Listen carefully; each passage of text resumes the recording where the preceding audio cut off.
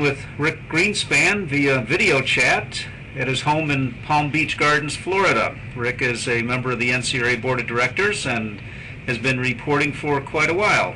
Rick, maybe you could tell us a little bit about your career. I started reporting school right out of high school in 1964. Graduated in 1966 and then was a hearing reporter, followed by 2 years in the military doing court-martials. And then from 69 to 73, I freelanced in New York. From 73 to 85, I was a federal official in New York. Then moving to South Florida, continued as a federal official until 1999, and I've been freelancing ever since down here. Well, I know you're freelancing, but you've been involved with the State Association and kind of keep your eye on things going on around the state. There's a lot of financial pressure on many courts, and I was wondering what the situation is like in Florida. It's topsy-turvy at best. Financially, the courts are strapped. Certain courts are not trying certain cases, and being a line item, which is what the reporter is seen as in some of the courts down here, we're just being wholesale replaced by digital recording. There's a place for digital recording, which is what the Florida Association has been saying for years and years and years, which is in courts that don't need transcripts. When you have a court that needs a transcript, you need a court reporter. And we're trying our best, but the finances are overcoming quality, I'll put it that way.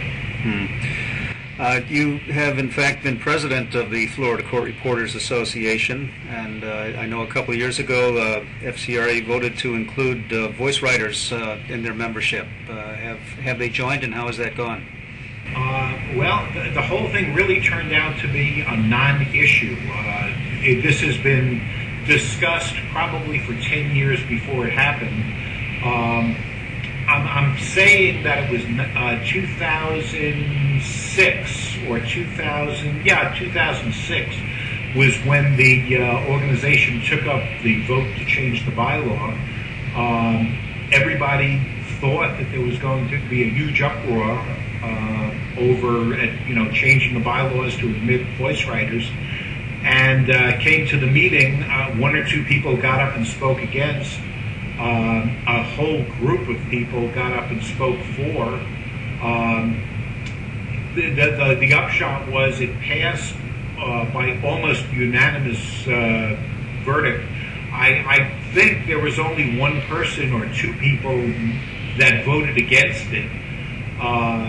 The trade-off came to be if we would have lost anybody, which I don't think we lost anybody, we gained 3 voice writers. So it was really a non-issue once everything was taken care of. And now those 3 voice writers are part of the organization and part of the conventions.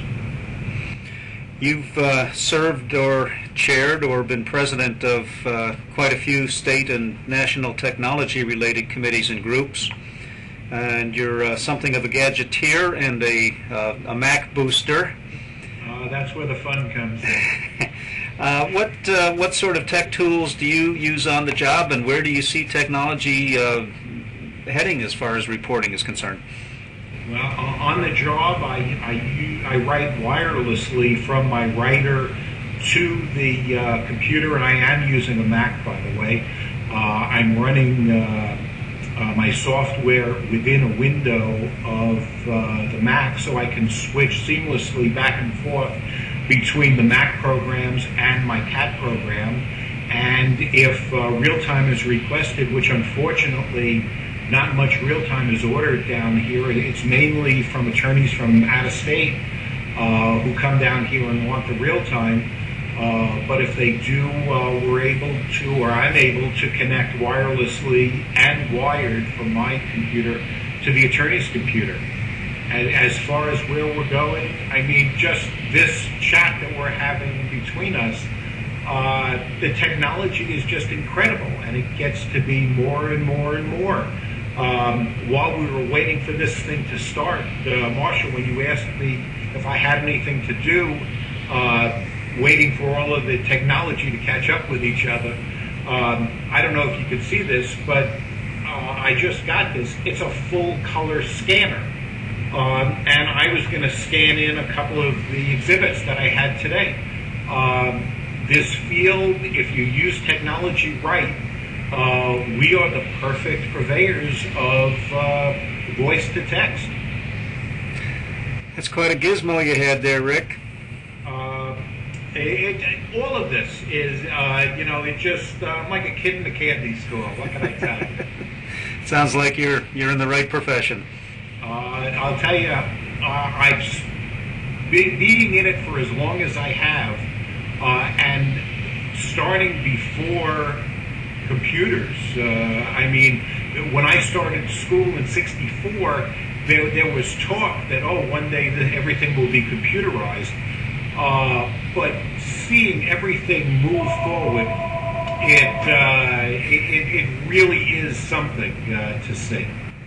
Sounds like someone wants to order a transcript, Rick. Better let you get to it. Thanks so much. Take care. Take care, Bob.